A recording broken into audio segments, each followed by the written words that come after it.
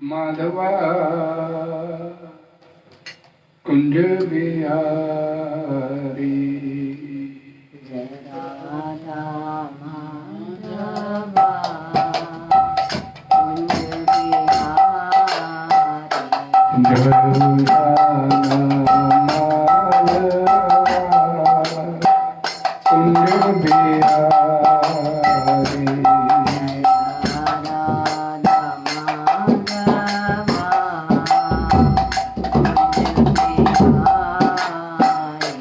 जय गोपियन वल्लभा गिरिवरधारी जय गोपीजन गिरिवरधारी जय गोपियन वल्लभा गिरिवरधारी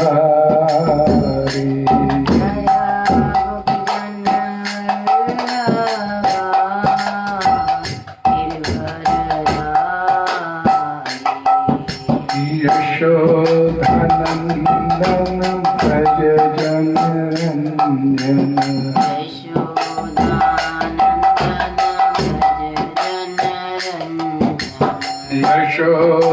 यशोदानंदन व्रज जनरंजन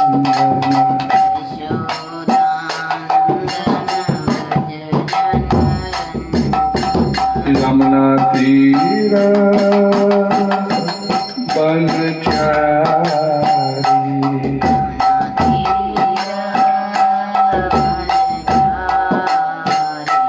यमुना तीर बनचारी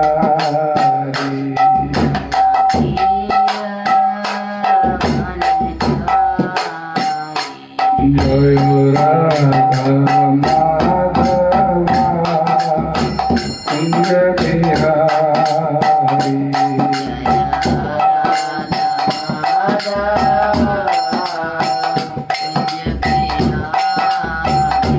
जय Radha Madhava Kunj Bihari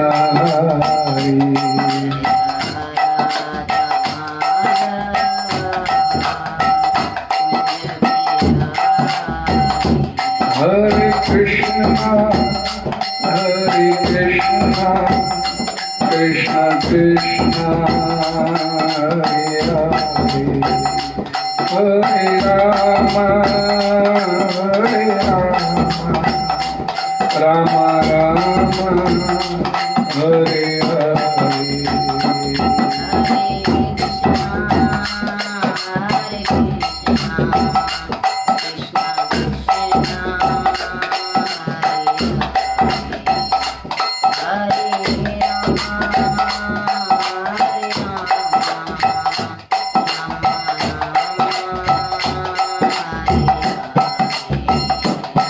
Hare Krishna, Krishna Krishna, Hare Hare, Hare Rama, Rama Rama, Hare Hare.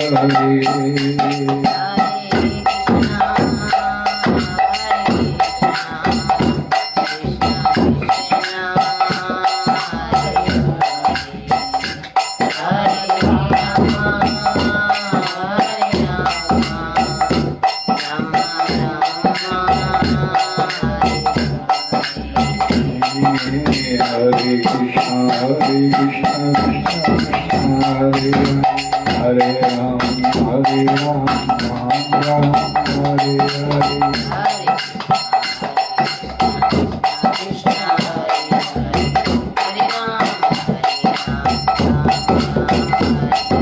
Hare Krishna, Krishna Krishna, Hare Hare, Hare Ram, Ram Hare Hare.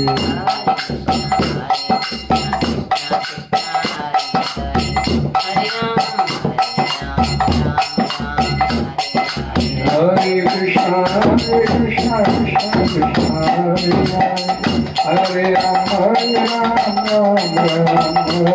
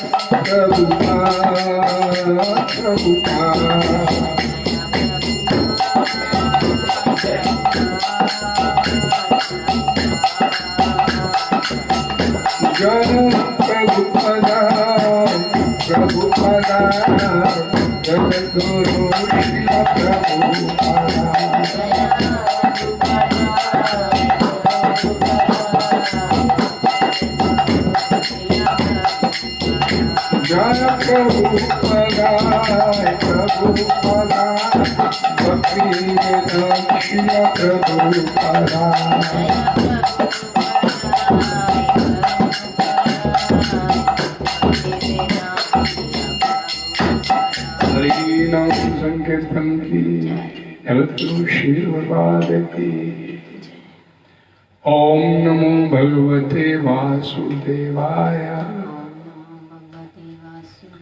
ओम नमो भगवते वासुदेवाय। ओम नमो भगवते वासुदेवाय। नारायणं नमस्कृत्यं नरं चैव नरोत्तमं देवीं सरस्वतीं व्यासं ततो जयामुदीरये। नष्टप्रायेषु भद्रेषु नित्यं भगवत् सेव्या भगवती उत्तम श्लोके भक्तिर्भवते नष्टकी। कृष्णाय वासुदेवाय देवकी नंदनाय च नंदगोपकुमाराय गोविंदाय नमो नमः। हरे कृष्ण।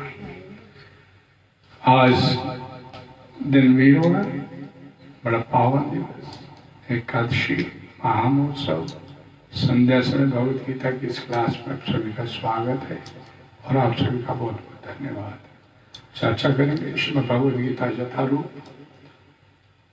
अध्याय 7, आप सभी जानते हैं, चल रहा है हमारा, और श्लोक संख्या नंबर 6। श्लोक इस प्रकार है, एतत् योनीनि भूतानि सर्वाणि इति उपधार्य अहं कृत्स्नस्य जगता प्रभव प्रलय तथा। इस श्लोक का हिंदी अनुवाद, सारे प्राणियों का उद्गम इन दोनों शक्तियों में है। इस जगत में जो कुछ भी भौतिक तथा आध्यात्मिक है उसकी उत्पत्ति तथा प्रलय मुझे ही जान। हरे कृष्णा। तात्पर्य हिज ज्वाइनिंग वे जगत गुरु श्री प्रभुपाद जी द्वारा सरल स्पष्ट है, ध्यान से सुनने की आवश्यकता है। इस संसार में जितनी वस्तुएं विद्यमान है वे पदार्थ तथा आत्मा के प्रतिफल है।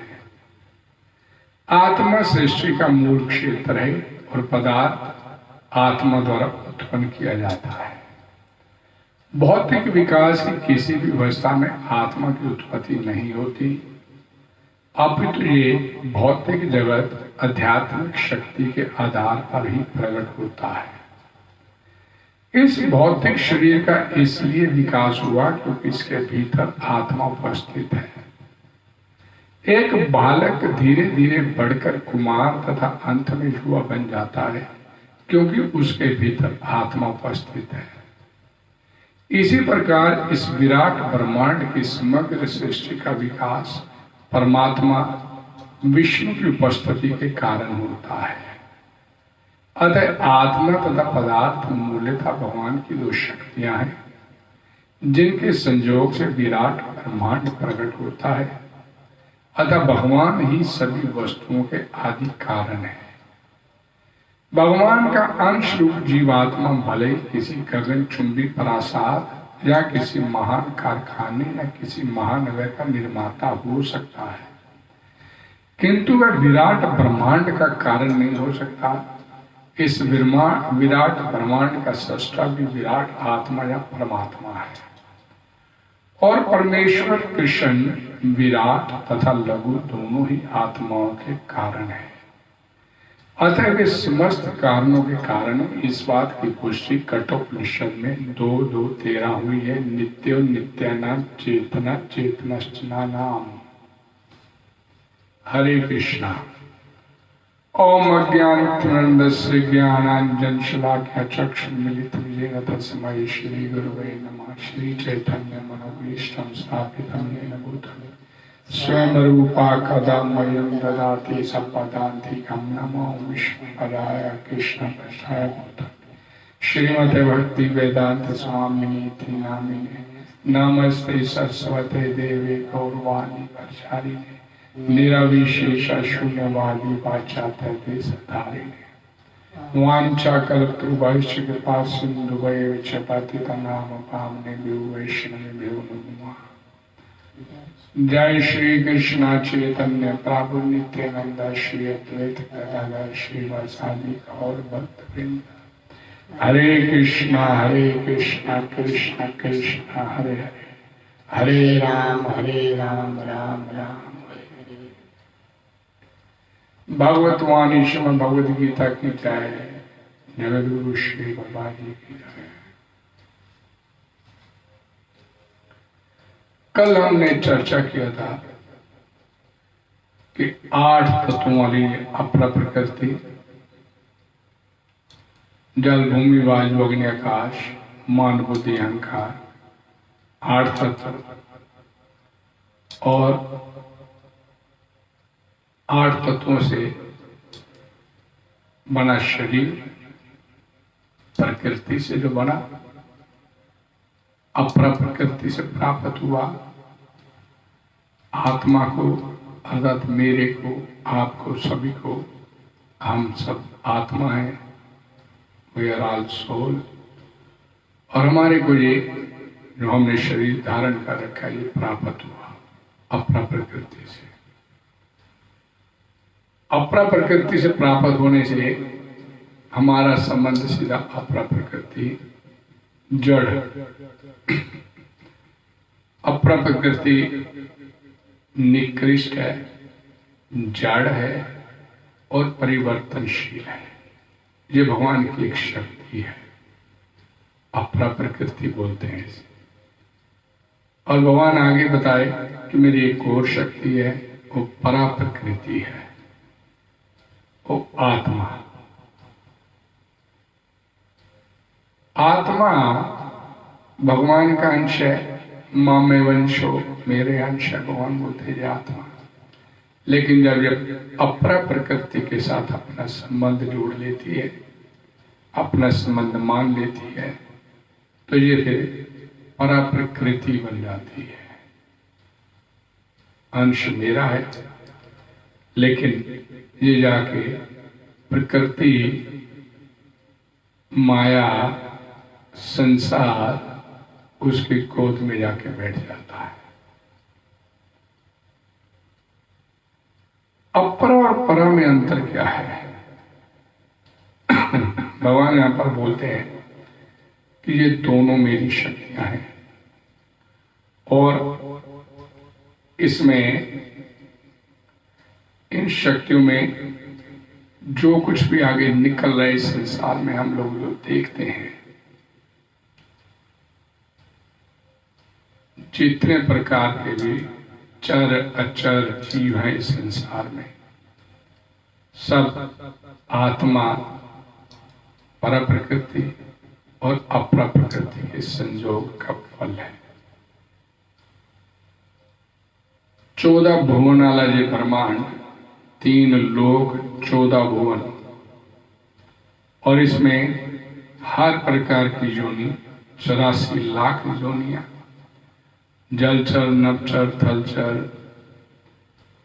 देवता, किन्नर, कांगर, चानर, सिद्ध, देवी, देवता, किसी भी प्रकार की जो भी योनियां इस संसार में हमारे को सुनने में, देखने में, अनुभव करने में आती हैं, वो सब परा प्रकृति और अपरा प्रकृति के संयोग का फल है।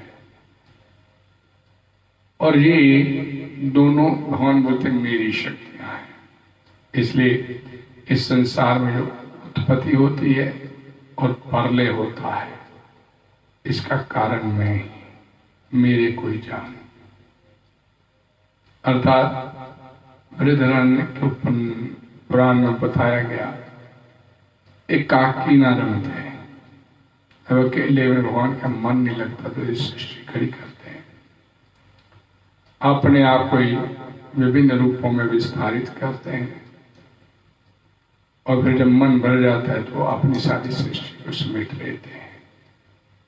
पहले भी परमात्मा था, सृष्टि से पहले सृष्टि स्वरूप भी परमात्मा, और प्रलय आ जाएगी, सब समाप्त हो जाएगा तो भी परमात्मा ही शेष रहता है।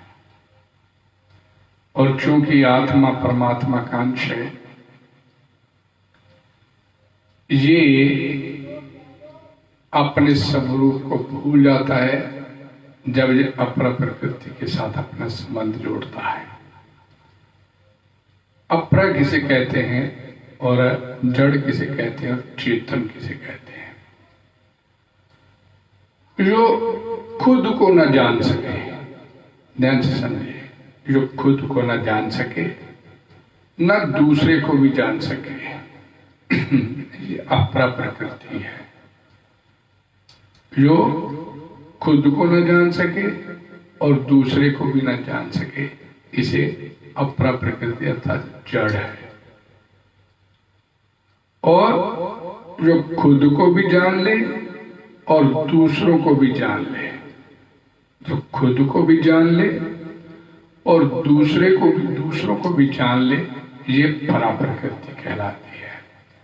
और इन अपरा तथा परा दोनों के माने हुए संयोग से ही संपूर्ण स्थावर जंगम प्राणी पैदा होते हैं। इस बात का वर्णन भगवद गीता के 13वें अध्याय के 26वें श्लोक में भगवान श्री कृष्ण स्वयं करते हैं। मूल दोष क्या है? प्रमुख दोष। प्रमुख दोष जो हर एक जगह देखने में आता है, अनुभव में भी आता है, मानने में भी आता है, जानने में भी आता है, वह है जीवात्मा का अपरा के साथ संबंध बना लेना। इस एक दोष, इस एक अवगुण से, इस एक विकार से ही सारे दोष उत्पन्न हो जाते हैं, सारे विकार उत्पन्न होते हैं, सारे अवगुण उत्पन्न होते हैं। मात्र इस एक दोष से कि जीवात्मा अपरा प्रकृति जड़ के साथ अपना संबंध, अपने आप को तादात्म्य कर लेता है कि मैं ही मुझे। मात्र इस एक दोष से, अवगुण से, इस एक विकार से। और ये एक दोष जैसे ही आ जाता है जीवात्मा में, समूचे दोष उसमें आते चले जाते हैं। समूचे दोष, जितने विकार, जितने अवगुण है, वो सब उसी के साथ ही आ जाते हैं। और अगर ये एक दोष दूर हो जाए, ये एक दोष दूर हो जाए कि वो जड़ के साथ अपना संबंध नहीं माने, तो समूचे दोष दूर हो जाएंगे, कोई दोष रहेगा ही नहीं। इसी तरह मूल गुण भी एक ही है। जिस तरह मूल दोष एक है, उसी तरह मूल गुण भी एक ही है। इस बात को समझ लीजिए कि जिससे सारे समूचे गुण प्रकट होते चले जाते हैं। और वो क्या है कि अपरा प्रकृति के साथ संबंध नहीं जोड़ के भगवान के साथ अपने आप को जोड़ लेना, सारे गुण आते चले जाए। एक ही दोष है मूल रूप से इस सृष्टि में, और एक ही गुण है। इस एक ही दोष से सारे दोष आते हैं, और इस एक ही गुण से सारे गुण आते चले जाते हैं। अपरा प्रकृति जड़ को आप चाहे नित्य माने या अनित्य माने, पर उसके साथ हमारा संबंध है अनित्य, शाश्वतम, अनित्य। और ये सर्वसम्मत बात है कि ये संबंध ही हमारे इस अपरा जड़ के साथ अपने संबंध को जोड़ लेना ही हमारे इस संसार में जन्म मरण का कारण बना हुआ है। कारणम गुणों संगोस्य सत असत योनि जन्मसु। भगवत गीता 13वें अध्याय के 21वें श्लोक में भगवान बोलते हैं कि एक कारण गुणों संगोस्य, माया हुए 3 गुणों से युक्त है, और ये 3 गुण दैवी गुण है। दैवी ही ऐसा गुणमयी मम माया दुरत्या, मेरी माया बड़ी दुरत्या है। मम माया दुरत्या। और हर व्यक्ति भगवान बोलते हैं मेरी माया है, और यहां बता भी रहे हैं भगवत गीता में भगवान आप ये मूल ज्ञान दे रहे हैं अर्जुन को कि ये माया मेरी है, और हर जीव इस संसार में इस माया के ऊपर अपना आधिपत्य जमाने में तुला हुआ है। और हम बड़ी एक सिंपल सी एग्जाम्पल देते हैं रावण की। उसने भी माया को भोगने का प्रयास किया। लोग बोलते माया भगवान की है, तो उसे भगवान की रहने दो, अपनी बनाने पे क्यों तुले उसे, क्यों लगे हुए? हम इस संसार में जब आते हैं तो पूरी तरह से खाली रीते आते हैं। और ये भी सरल मान्य बात है कि जब जाते हैं तो भी खाली जाते हैं, अपने साथ कुछ नहीं लेके जाते। अब इतनी सी बात भी अगर समझ में नहीं आती कि जब आए थे तो भी खाली थे, जब जाएंगे तो भी खाली जाएंगे, तो बीच में हमने क्यों अपना किसी चीज को मान लिया? सिंपल सी बात है। भगवान ने बिल्कुल खाली दे के भेजा और खाली वापस आपको बुला लिया, और बीच में जो कुछ हमारे को मिलता चला गया उसके ऊपर हमने अपना मालिकाना हक बनाना शुरू कर दिया। ये तो मेरा है, पत्नी मेरी है, मकान मेरा है, दुकान मेरी है, ये धन संपत्ति मेरी है, अपरा प्रकृति मेरी है। अब दूसरी बात, अब ध्यान से समझिए कि ये जड़ वस्तु कोई आपसे कहती है कि मैं आपकी हूं, आपने एक तरफा संबंध बना लिया उसके साथ। हमने एक तरफा संबंध बना लिया, ये मेरा है। भाई सामने वाला भी तो बोले कि मैं आपका हूं, और वो जिसका है वो बोल रहा है माया दुरत्या, ये माया मेरी है। जिसकी है वो बोल रहा है, लेकिन उसकी बात ही नहीं सुन रहे। ऐसे वो सुनाई नहीं पड़ रही, वो बात मेरी है, माया मेरी है, अपनी धुन में लगे हुए हैं। माया नहीं बोलती कि मैं आपकी हूं, और माया जिसकी अब वो बोलता है ये माया मेरी है, लेकिन हम उसकी बात को सुनने के लिए तैयार नहीं। मेरी माया है। और बड़ी सिंपल सी बात है, खाली आते हैं खाली चले जाते हैं, बीच में जो कुछ मिलता है वो बीच वाली जो स्थिति वो सारी गड़बड़ कर देती है। जाते जाते भी सोचते जाते मैं इतना छोड़ गया, बस वही जो भावना जाते समय मन में रह जाती है, वही आपके अगले जन्म मृत्यु का कारण बनता चला जाता है। मेरा है, मेरा है। भगवान बोलते हैं इस संसार में आने के बाद, भगवत गीता 7 संहिता कोड ऑफ कंडक्ट आपको दिया भगवत गीता, कि तू कुछ तेरा नहीं संसार में, सब मैं तेरा हूं। सुहृदम सर्वभूताना। और उसकी बात ये भी हमारी कानों में सुनाई नहीं पड़ती कि वो कह रहे कि मैं दोनों का मालिक मैं, और दोनों का मालिक आपका नहीं। मालिक भी नहीं चाहिए हमें, तो ये माया ही चाहिए। बोलते ना राम राज्य चाहिए, राम के बिना चाहिए, वो वाली स्थिति पैदा करके बैठे हुए। वो कहते हैं माया मेरी है और मैं आपका हूं, नहीं आप नहीं चाहिए, माया ही चाहिए।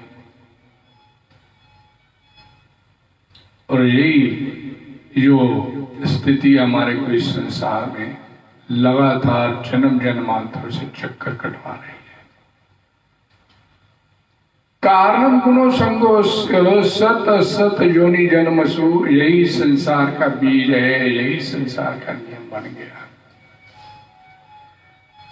और भगवान बोलते कि समूचे इस सृष्टि का प्रभाव तथा परलय मैं हूं। उत्पत्ति मेरे से होती है, परलय भी मेरे से होती है। अर्थात इस स्थावर जंगम रूप इस संसार को, इस सृष्टि को मैं ही उत्पन्न करने वाला हूं, और मैं ही इसका नाश करने वाला हूं।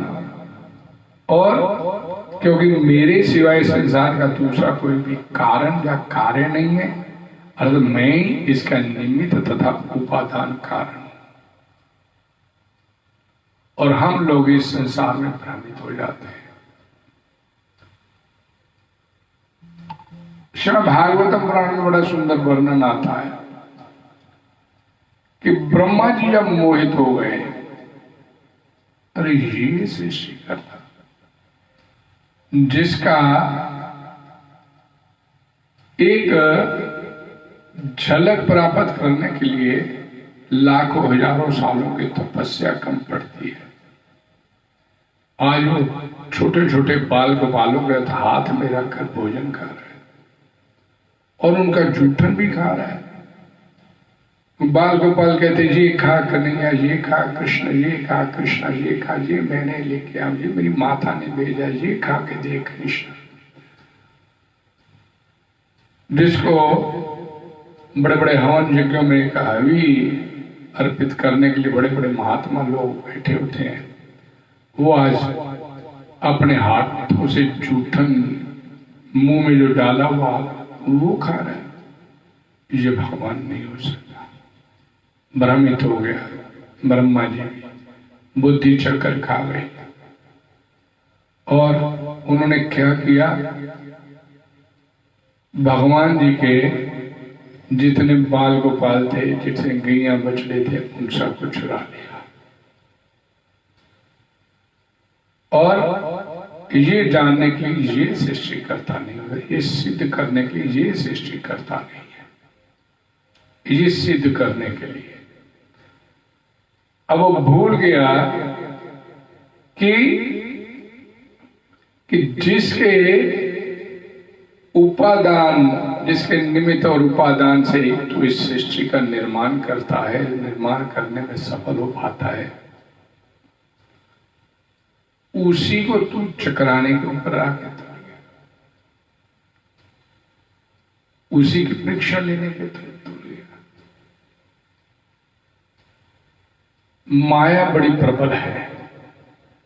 श्रील प्रभुपाद जी लिखते हैं कि ब्रह्मा जी जैसे, शिव जैसे जो जीव है, ये भगवान की माया से, महामाया से मोहित नहीं होते। ये हम जैसे जीव मोहित होते हैं भगवान की माया। ये भगवान की अथंगा शक्ति जो माया से मोहित होते हैं, लेकिन मोहित ये भी होते हैं। ब्रह्मा जी भी हुए, शिव जी भी हुए। ब्रह्मा शिव जी बोलते हैं श्रीमद् भागवतम पुराण के 6 स्कंद में कि जब भगवान की माया विस्तीर्ण होती है तो मैं, ब्रह्मा, यमराज, मरीचि, असित, देवल, जो भूत भविष्य वर्तमान सब जानने वाले हैं, लेकिन जब भगवान की माया विस्तीर्ण होती तो हमारे को भी पता नहीं चलता, कब हमारे को भी लपेट में ले लेती है। तो यहाँ पर इसी बात को यहाँ पर बताया जा रहा है कि सृष्टि की परले और प्रभाव उत्पत्ति का कारण मेरे कोई समझ, ये वास्तविक ज्ञान है। अब ये इससे पहले बता चुके भगवान कि भाई ये मैं तेरे को अपनी तरफ से, अर्जुन ने नहीं ये सवाल किया कि भाई तुम आप जो बता रहे हो, मैंने नहीं, उसने नहीं पूछा, क्योंकि अर्जुन जिज्ञासु हो गया, बड़े मनोयोग के साथ भगवान श्री कृष्ण की बात सुन रहे, और गुरु की पदवी पे हैं भगवान श्री कृष्ण। गुरु जिज्ञासु है, अपनी तरफ से ज्ञान देना शुरू कर दिया, ये ले भाई, ये सब अपना उड़ेल के दे दिया, जहाँ पर सब कुछ तेरे को आज बताऊंगा, और सब कुछ बताते चले जा रहे हैं। और क्या होता है कि हम पहले पढ़ चुके हैं कि किसी के बारे में जानना हो तो हम किसी से पूछते हैं, यार वो फलाना व्यक्ति कैसा है, वो बताएगा ऐसा है, ऐसा है, ऐसा है, तो वो भी पूरा जानकार नहीं होता कोई भी किसी के बारे में। लेकिन यहाँ पर भगवान बोलते हैं मैं, मुझसे सुन, तो मैं तेरे को अपने बारे में, भगवान तो अपने बारे में सब कुछ मालूम, तो मेरे से सुन, मैं खुद बताऊंगा तेरे को अपने बारे में। तो यहाँ पर भगवान अब उसको ये ज्ञान की बातें बता रहे, इस सृष्टि संबंधी सारी बातें, ये कैसे ये सृष्टि खड़ी हो रही है और कैसे ये चलती है और कैसे इसका उत्पत्ति हुई, कैसे इसका प्रलय होगा, ये सारा कुछ यहाँ पर भगवान बता रहे हैं। जो कुछ भी अमृत, मृत्यु, सत असत, जो कुछ भी मरी, श्रीमद् भागवतम में भगवान श्री कृष्ण बोलते हैं 11वें स्कंद के 28वें अध्याय के 6 श्लोक में, आत्मय तदिदं विश्वम सृज्यते सृजति प्रभु, त्रायते त्राति विश्वात्मा, ह्रियते हर्तीश्वरा। अर्थात जो कुछ प्रत्यक्ष अप्रत्यक्ष वस्तु है वह सर्वशक्तिमान परमात्मा है। जो कुछ सृष्टि प्रतीत हो रही है इसके निमित्त कारण भी वही है और उपादान कारण भी वही अर्थात वही विश्व बनाते हैं, वही विश्व बनते हैं, वही रक्षक हैं, वही रक्षित करते हैं, वही सर्वात्मा भगवान इसका संहार करते हैं और जिसका संहार होता है वह भी वही है।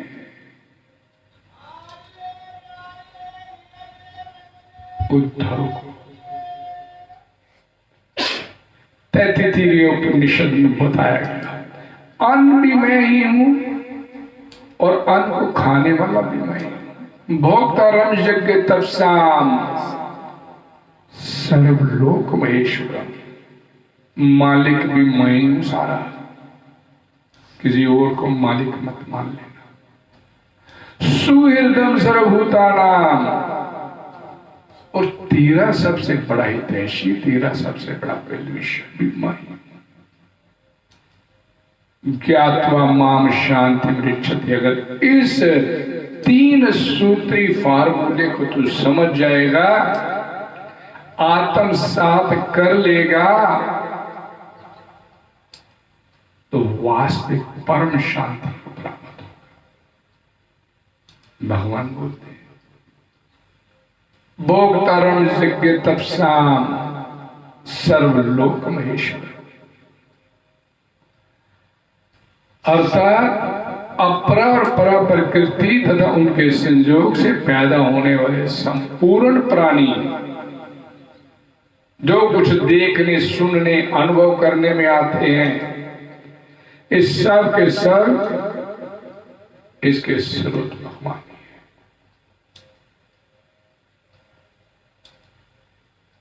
है। मैया अध्यक्षेण प्रकृति सुईते सचराचरम, ये प्रकृति,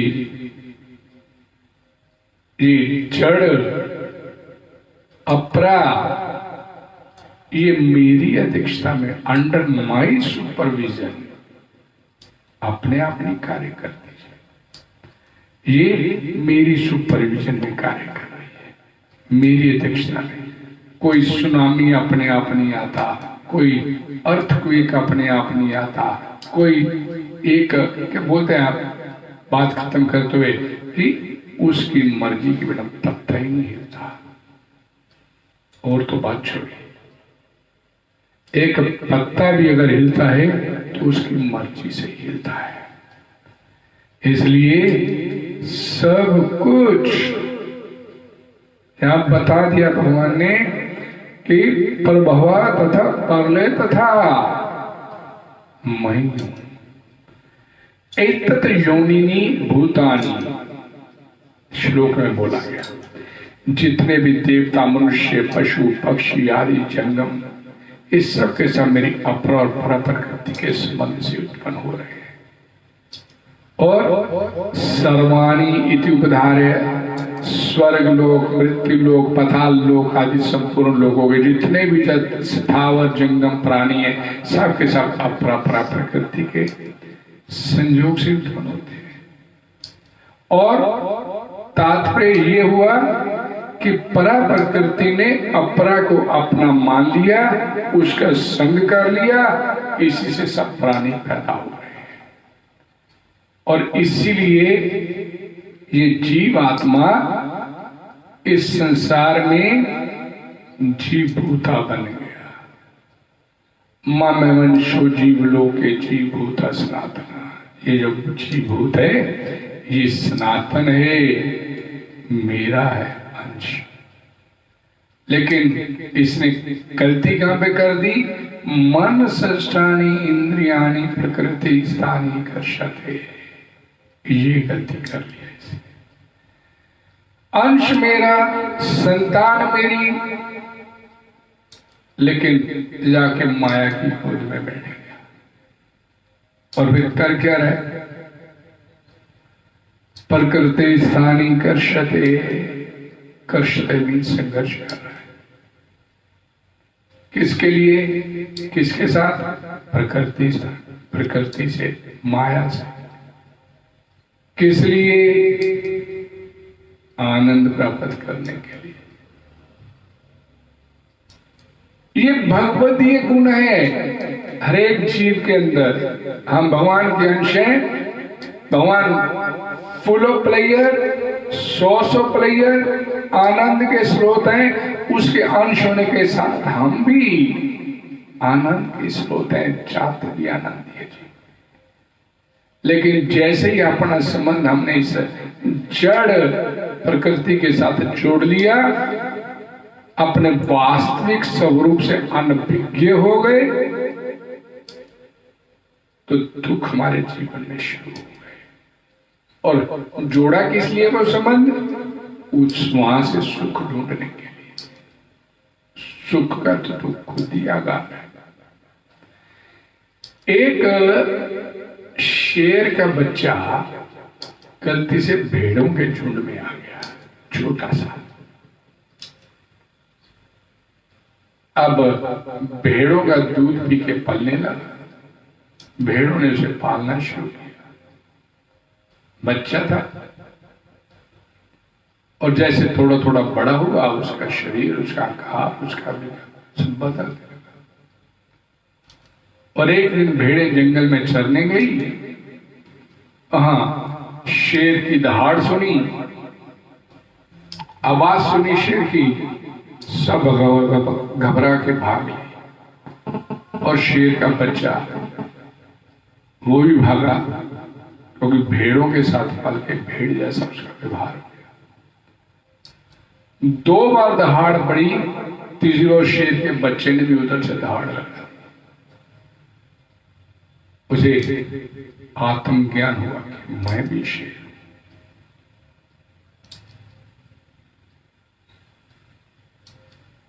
और यही बात जहां पर श्रीमद् भागवतम पुराण में बोला गया कि हम लोग जड़ के साथ अपना संपर्क जोड़ के बैठ गए। अब जो किसी के जगाने पर या अपने आप जाग जाओ, वो वास्तव में धीर कहलाता है। भागवतम पुराण में बोला।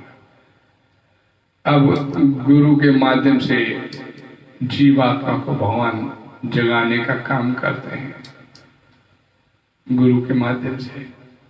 और प्लस इस संसार के में उसको कदम कदम पर, इस संसार में जीवात्मा को जो इस संसार के साथ, जड़ के साथ संबंध जोड़ के बैठा है, उसे कदम कदम पर उसे निराशा तथा दुख प्राप्त होता है, हताशा मिलती है।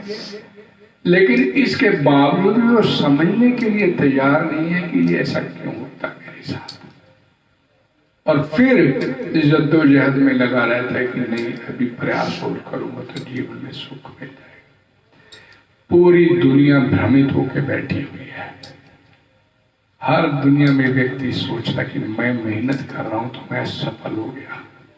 आज मैं अगर सफल हूं इस संसार में, तो अपनी मेहनत के बल पे अपने आप को कुछ मान के बैठा है कि मैं इस संसार में कुछ कर रहा हूं तो सफल। लेकिन शास्त्र बोलते हैं कि इस संसार में जो कुछ भी उसे मिल रहा है, उसको अपने कर्मों के फल से प्राप्त हो रहा है। जैसे जैसे उसके कर्म उसने किए संसार में, वैसे वैसे उसके अनुरूप उसको फल प्राप्त हो रहा है। और इसका बड़ा एक स्टीक एग्जाम्पल श्रीमद् भागवतम पुराण में प्राप्त होता है। यहाँ पर जब महाराज युधिष्ठिर महाराज परीक्षित के जन्म लेने पर उसकी जन्म पत्री बनवाते हैं, और उस जन्म पत्री को अपने राज ज्योतिष से कह के पढ़ो इसको, राज दरबार में उसको पढ़वाते हैं। तो बताया जाता है कि ये आपका जो होता है ये बहुत विषम में सम्राट होगा, दुनिया पर राज करेगा, दानी होगा, प्रतापी होगा, न्यायकारी होगा। और सारे गुण बताने के बाद ये भी बता दिया कि ये मरेगा कैसे, ये भी बता दिया। यानी कि यहाँ पर बताया गया इसके माध्यम से कि इस संसार के जितने भी सुख दुख हैं अपने अपने कर्मों के अनुसार पहले से फिक्स है।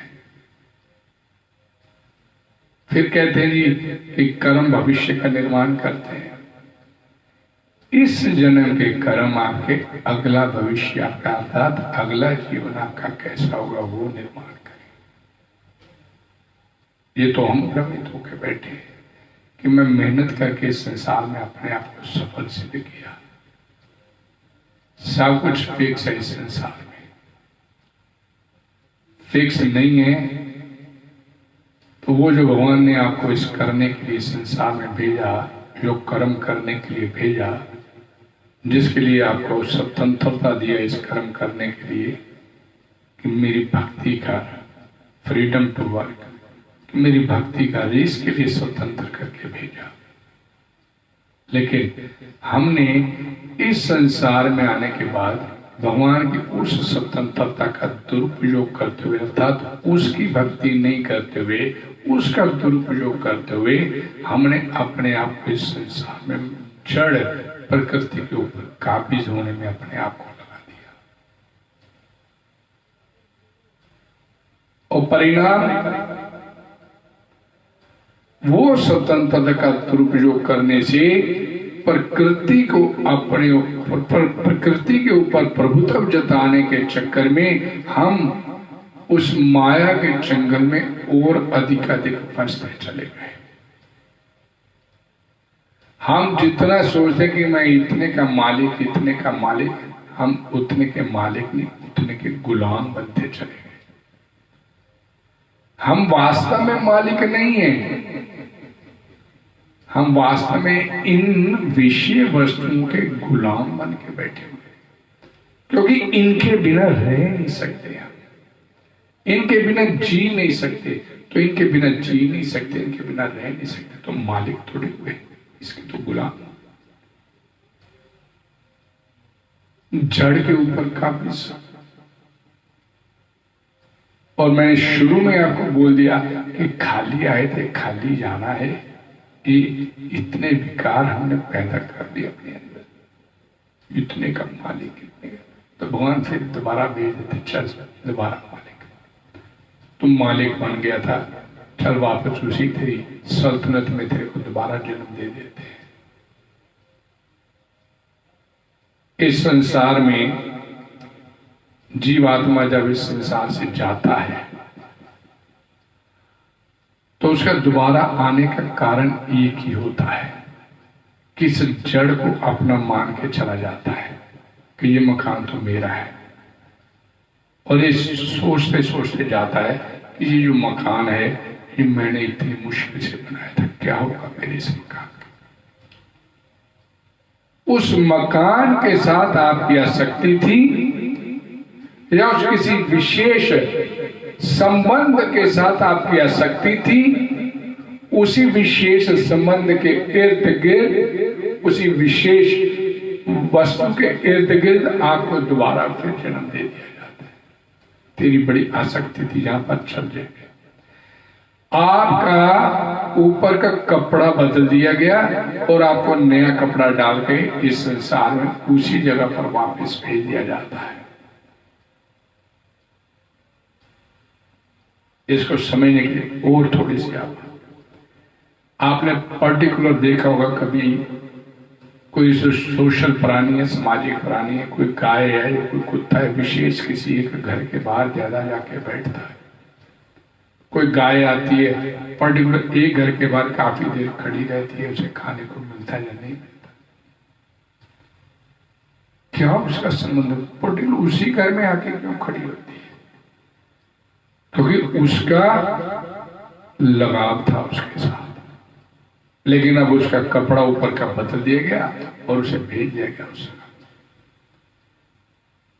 ये संसार जो है, इस संसार में जब हम अपनी आसक्ति छोड़ जाते हैं तो भगवान का एक नाम है कृपा सिंधु, करुणा सिंधु, और दोबारा फिर हमारे को उसी जगह पे भेजते हैं। तो कुछ भूल आया था, वहीं पर द्वारा किसी अन्य किसी दूसरे वस्त्र को पहना के भिजवा दिया जाता।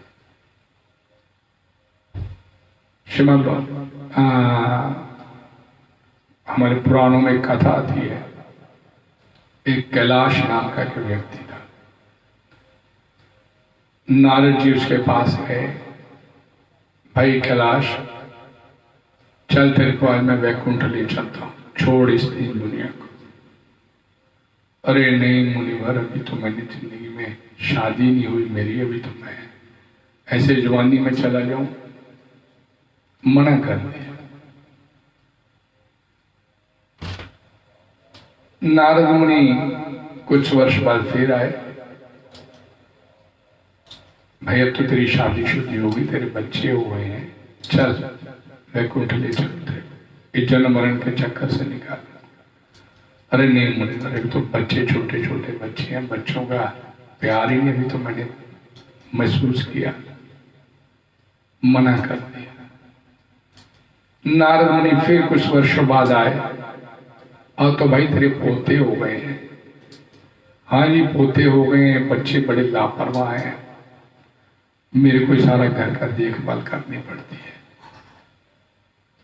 अभी तो नहीं जा पाऊंगा। कुछ देर बाद फिर आए, कुछ अंतराल के बाद फिर नारद मुनि आए, पता चला कैलाश तो मर गया।